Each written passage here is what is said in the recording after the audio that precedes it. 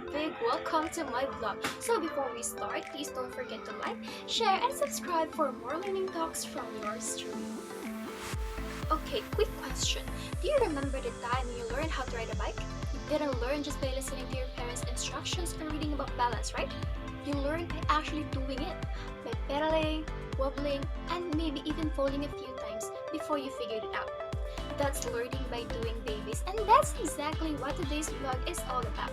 The educational philosophy that completely changed my views about learning and how I want to teach in the future. So let me introduce to you to the Constructivism. So what exactly is Constructivism?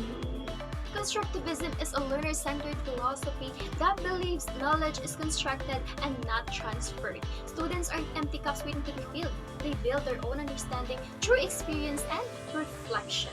According to GPSA, learning happens when we connect new experience with prior knowledge, like stacking building blocks of understanding. He also emphasized hands-on discovery learning. That's why I believe that hands are the chief teacher. Meanwhile, Lee Vygotsky believed that learning is also social.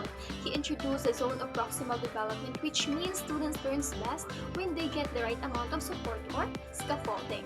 Not too easy, not too hard, but just right for the growth.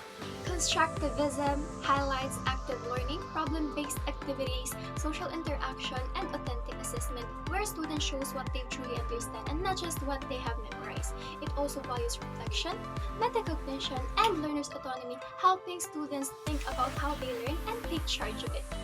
Why I choose constructivism? I choose constructivism because it reminds me that learning is not about perfection, it's about experience.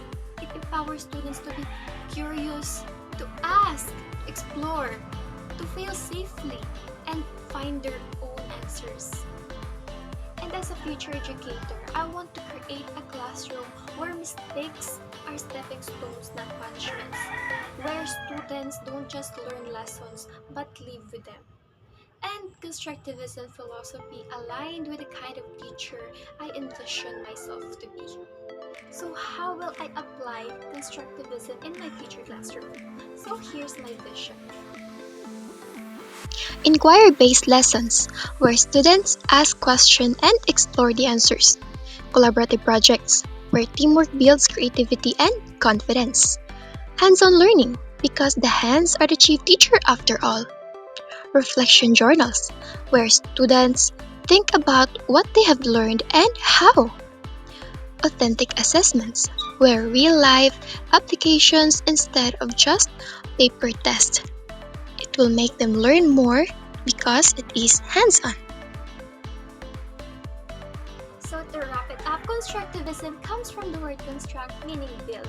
It's about building knowledge. It also reminds us that learning isn't about filling empty cups, it's about lighting a fire of curiosity. And as a future educator, I want my classroom to be a place where students learn not just for school, but for life.